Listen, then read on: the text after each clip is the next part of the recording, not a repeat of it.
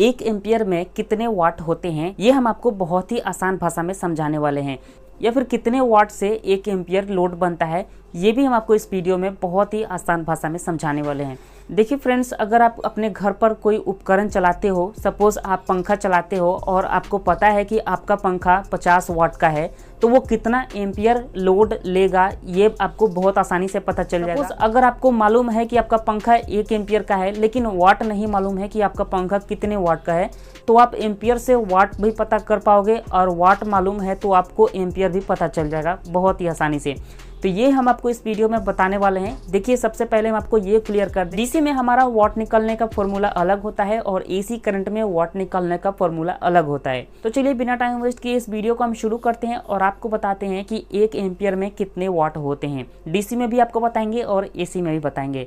तो अभी तक इस वीडियो को लाइक नहीं किए तो प्लीज़ इस वीडियो को लाइक करें और हमारे यूट्यूब चैनल पर अगर नए होंगे तो चैनल को भी जरूर सब्सक्राइब करें।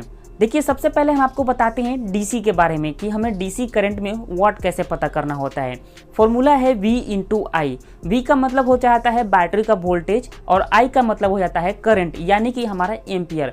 अगर हमें जानना है कि 1 एम्पियर में कितना वाट हो जाता है तो जो भी हमारा V का वैल्यू है, जैसे कि हमारा 12 वोल्ट की बैटरी है तो 12 को हम मल्टीप्लाई करेंगे 1 से तो 12 ही निकल के आएगा। मतलब कि 1 एम्पियर का अगर हम कोई उपकरण चला रहे हैं अपने 12 वोल्ट की बैटरी से तो हमारा वो उपकरण मात्र 12 वाट का ही है। वही एग्जाम्पल के तौर पर हम आपको बताते हैं कि अगर हमारे पास कोई 5 एम्पियर का मोटर है, 12 वोल्ट की बैटरी से चलाते हैं, तो सेम फॉर्मूले के हिसाब से हमें कैलकुलेट करना है। 12 को मल्टीप्लाई कर देना है 5 से, क्योंकि 5 एम्पियर की वो मोटर है। अब यहाँ पर 60 निकल के आया हुआ है तो वो डिवाइस जो है 60 वाट का हो जाता है।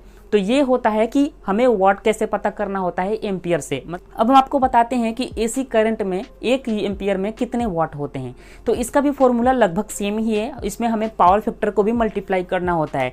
जैसे कि हमें V इंटू आई हमने मल्टीप्लाई किया था तो सेम फॉर्मूला ये भी रहेगा V इंटू आई, फिर यहाँ पर इंटू करके पावर फैक्टर को भी हमें इंटू करना होता है। तो अब यहाँ पर हम एक स्टेप लेकर चलते हैं। तो हमारे घर का वोल्टेज कितना होता है 220 वोल्ट। तो हमें जानना था कि 1 एम्पियर में कितने वाट होते हैं, तो वोल्टेज हो जाता है 220। अब यहाँ पर आई का मतलब है एम्पियर, तो यानी कि 1 हम यहाँ पर लिख दे रहे हैं, फिर इसको हम मल्टीप्लाई करेंगे और फिर हमें पावर फैक्टर भी यहाँ पर लिखना होगा।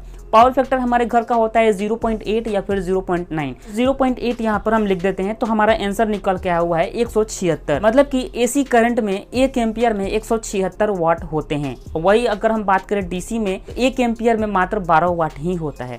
ठीक है गाइस, तो ये आपको बहुत ही सिंपल शब्द में समझ में आ गया होगा। अगर आपको मालूम है कि आपका डिवाइस जो है 1 एम्पियर का है तो वो कितना वाट कंज्यूम करेगा, ये आपको पता चल गया होगा। वही अगर आपके पास कोई ऐसा डिवाइस है जो कि 5 एम्पियर लोड को कंज्यूम कर रहा है, तो फिर आपको क्या करना है, 220 को मल्टीप्लाई कर देना है 5 से, फिर इसको मल्टीप्लाई कर देना है पावर फैक्टर से। तो यहाँ पर हमारा आंसर निकल के आया हुआ है 880, यानी कि 880 वाट हमारा निकल के आता है अगर हम कोई 5 एम्पियर का लोड चला रहे हैं तो यहाँ पर दोस्तों हमारा लोड बढ़ता भी है घटता भी है। अब ये कैसे होता है, सब कुछ डिपेंड करता है वोल्टेज के ऊपर। अगर वोल्टेज कम होगा तो एम्पियर बढ़ जाएगा, वोल्टेज अगर ज्यादा होगा तो एम्पियर लेवल पर रहेगा। ओके गाइस, तो ये चीज आपको समझना बहुत इंपॉर्टेंट था। अब दोस्तों आपको पता है कि आपका उपकरण कितने वाट का है, ये आपको कैसे मालूम चलेगा कि वो कितना एम्पियर लोड कंज्यूम करेगा।